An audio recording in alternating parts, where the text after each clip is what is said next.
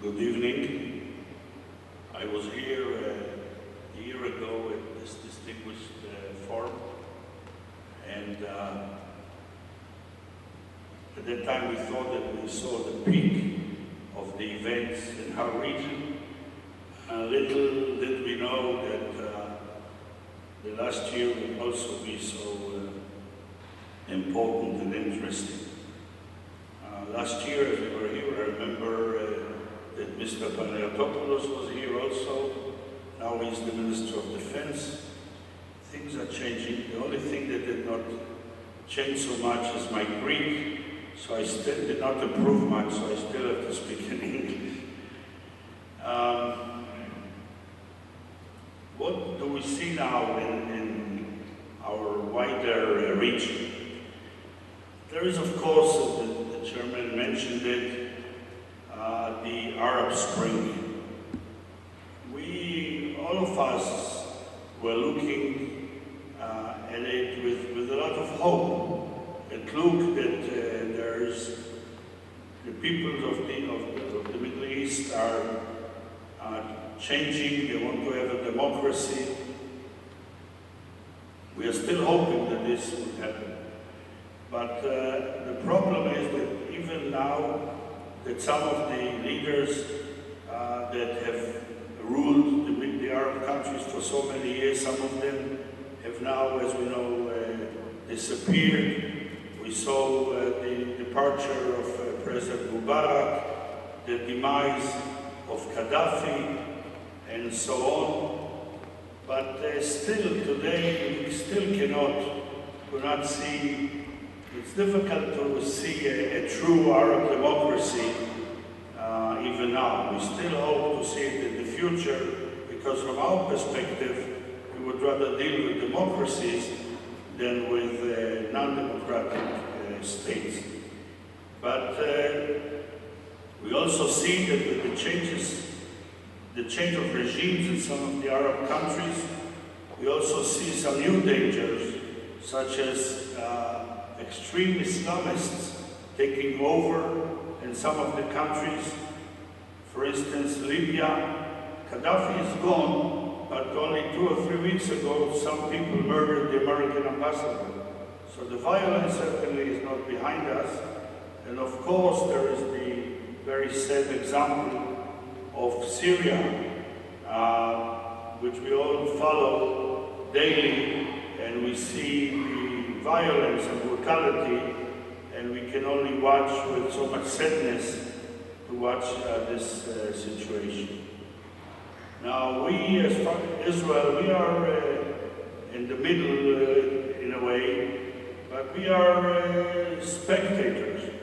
Maybe I should say concerned spectators. We are not involved in anything, but we look around us and we see the possible dangers. For instance, Syria is a country that has large quantities of chemical and biological weapons. What if these weapons were to fall into the wrong hands? A disaster could happen. We are not the only ones concerned, of course. There's other countries, such as the United States and others, that are also very much concerned from this phenomenon. Also, what will happen in Syria? Will it keep as one integral part, or will it disintegrate into various mini-states based on ethnic or religious differences? What will happen in Lebanon? How would that be affected? We know that Lebanon has Hezbollah in the south, a Shiite group that is hostile to Israel and is supported by Syria and Iran. How will that be affected if by the changes that are coming and may still come in Syria? So from our perspective, all we can do is look around and try to keep our eyes open and hope for the better. There is, of course, the issue of Iran, this is another major problem. Iran, this is now well documented, I think everybody knows. Iran is trying to produce nuclear weapons. They say that they want to have the nuclear capacity for the sake of energy, but everybody knows Iran is a major oil-producing country. They don't need nuclear energy to add to their capacity. Now, I want to make it clear, the desire of Iran to have nuclear weapons is not an Israeli problem. It's an international problem, it's a world problem, and therefore the international community should take care of this problem. I think that if I asked anybody here and myself to name one country in the world that believes that the nuclear Iran is a good idea, it would be very difficult to find such a country. Nobody thinks that the nuclear Iran is a good idea. Not even those countries that are supposed to be sympathetic to Iran. We still believe and hope that the sanctions will work, both those imposed by the United States of America, the sanctions imposed by the European Union, and by others. There are many indications that we do see an effect already. Hopefully, this will solve the problem. But at the end of the day, Iran simply cannot have nuclear weapons. It's very clear. This is a country ruled by ayatollahs, by Muslim fanatics, who every day they threaten to destroy the Jewish state. How could anybody agree for these people to have nuclear weapons? So, problems around us, there are many, and this too, of course, is not new. From an Israeli perspective, we are now 64 years old, which means that Israel, the young state, is sort of becoming middle-aged. And as you all know, we had many wars in these years and many conflicts, and we still did not solve these problems. But this year also showed us some very interesting facts that convinced many people that some of the things that we used to say are probably right. For many years people were saying, you know, the main problem in the Middle East is the Palestinian problem. If Israel only gave in or gave up and would form a Palestinian state, everything would be okay in the Middle East. Everything would fall in place. Well, now we know clearly that the Palestinian problem, although it has to be resolved, and we do support the two-state solution, but still we know that the Palestinian problem is by far not the most difficult or important problem in the Middle East. If there would be a Palestinian state tomorrow morning, would that solve the problems in Libya, in Yemen, in Tunisia, in Egypt, in Syria, and I think I forgot a few countries? Of course no. The problems in the Middle East are based on other issues, such as ethnic differences, religious differences, lack of democracy, unfair distribution of wealth, and so on. It's not based on the Palestinian problem, but the Palestinian problem is important for us. We are those who want to solve the problem. We would like to see this two-state solution, one state for the Jews, one state for the Palestinians, and resolve the problem once and for all. Unfortunately, now the Palestinians are divided among two groups, the positive group led by Mr. Mahmoud Abbas, who I believe is a man who wants peace, but nevertheless, he does not want at this time to sit down at the negotiating table. And the other group is Hamas, which is hostile to Israel, sends missiles to Israel all the time. It's a problem. We still hope that the Palestinian leadership will sit down with us. We told them, no issue is off the table. We want to talk about Jerusalem, we'll talk about Jerusalem. We want to talk about refugees, we'll talk about refugees. We want to talk about settlements, we'll talk about settlements. Everything can be put on the table. It's the only way to resolve problems. This is how we resolved our problems with Egypt some 30 years ago at what was known as the Camp David Accords.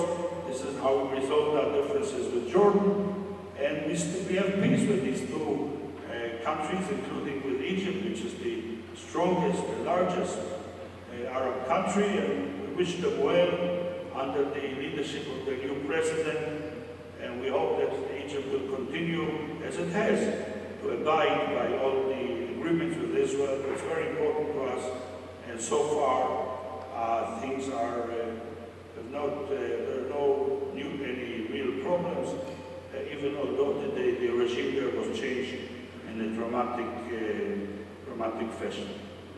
So given all of this, we look around us, and certainly we are interested in new friends. It's now difficult to cooperate with many of the Arab countries because of their lack of stability or their lack of desire to cooperate with us. And it's very natural that we look at new friends, which are actually very natural friends. And in the last 2 years, as we know, we have seen a dramatic change in the relationship between Israel and Greece, as well as in the last several years, a dramatic improvement in the relationship between Israel and Cyprus.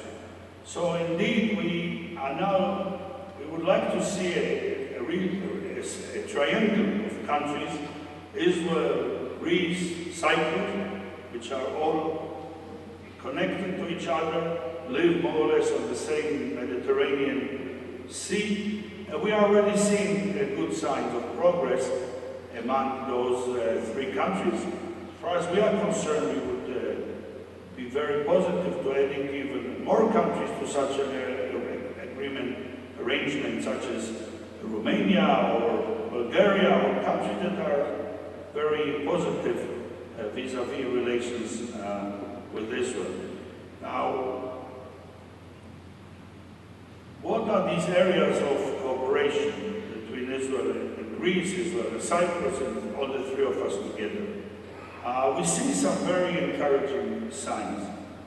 And the relationship between Israel and Greece continues to be very positive. And one can look at it and say that this happened actually, I would say miraculously, during a very difficult time for Greece. Because the dramatic change in the relationship between Greece and Israel came about while Greece, of course, has this very serious economic crisis, and also a situation in which Greece basically had some political instability. If we take into account 2 elections, about, I think, 4 governments, and so on and so forth, and a change of government from the socialist PASOK to the leadership of the conservative Neo-Demokratia. And all of this relationship with Israel has been kept improving, in spite of all these very serious objective difficulties. One example, as we know, this government has only been in office now for what, 3 months or 3.5 months, something like that. And this very short period of time, we already had the following development. In August, we had here a state visit of President Shimon Peres. And you know, to arrange a state visit in August is not easy. And Mr. Peres is not a young man, he's 89. But given the opportunity, he was very eager to come. And he was very graciously hosted by President Papoulias and the Greek government. Already in these 3.5 months, we had 2 visits to Israel by major Greek ministers. These are Mr. Panayotopoulos, the Minister of Defense, and Mr. Dendias, the Minister of Public Order and Protection of the Citizens. In fact, I came back from Israel this morning, and yesterday I attended meetings by Deputy Foreign Minister Mr. Kourkoulas, who was there yesterday, and so on and so forth. And I can assure you that before the end of this year, we'll have a visit of at least 2 or 3 other Greek ministers as well as Israeli ministers. I'm mentioning the visits because visits are important. Before a visit, you have the preparation. During the visit, you have the actual substance. Then you have the follow-up, and you have the public opinion, the media. And I think the most important change maybe in the Greek-Israeli relationship came in public opinion. Today, it's difficult to find an anti-Israeli article in a major Greek newspaper. It's simply difficult. As you know better than I, because I only came 2 years ago, in the past it was almost impossible to find a pro-Israeli article in a major Greek newspaper. And this is perhaps the most important change, because public opinion, namely the Greek people, by and large, accepts now the fact that Israel is a friend, that the two countries can benefit from this relationship. Our relationship, of course, has several areas. It has the area of defense. We never go into much details, but the facts are that in these 2 years we had visits of 2 Greek defense ministers to Israel, first Mr. Mekel, and recently Mr. Paneatopoulos, and again from different parties. And we had a visit here of Mr. Elk.Ė.Д.A a few months ago, our Minister of Defense. There's no reason to go into details, although sometimes some things are published, but I can assure you that the defense relationship between the two countries is progressing in a very dynamic and impressive manner. There are other issues. Tourism. We don't have, of course, yet the final figures for 2012, but according to our indications, there will be at least 400,000, maybe 500,000 Israeli tourists in Greece in 2012. This is already a significant number. The story is simple. Until several years ago, about 600,000 Israelis used to go to Turkey every year. Now the Israelis don't want to go to Turkey. They don't feel that welcome, I suppose. And most of them are coming to Greece to enjoy Greece during their vacation. So this is, again, something that we welcome. We had a visit here about a year ago of our Minister of Tourism. The current Minister of Tourism, Mrs.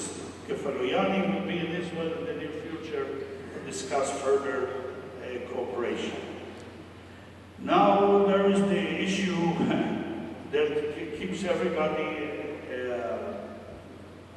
very excited, and rightly so. And this is the issue of energy, gas. We were fortunate. We found natural gas in the Mediterranean and not far from our shores. The same thing happened in Cyprus. They found gas. And all indications show us that because the surface south of Crete is more or less the same than that in Cyprus or in Israel, we believe, the experts believe, that Greece will also find very significant amounts of gas. In any case, from our point of view, we already know that we intend to export large quantities. We would like to see Greece as a hub, and from here we would like to export our gas to Europe, and Greece, let's say Crete or other places, would be the natural hub. There are many techniques how you bring the gas, if you bring it by pipeline or by LNG, which is to make it into liquid, or bring it with Greek tankers.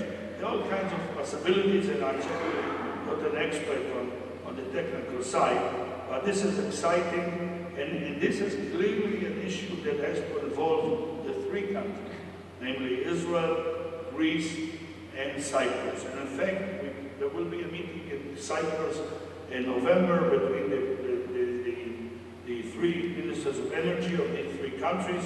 We hope to be able to come up with some very important conclusions, and this would really be a blessing to all the 3 countries, and we are also pretty sure that Greece will also find in the not very long future large quantities of natural gas, which of course would affect very positively many of the issues that are being discussed these very days.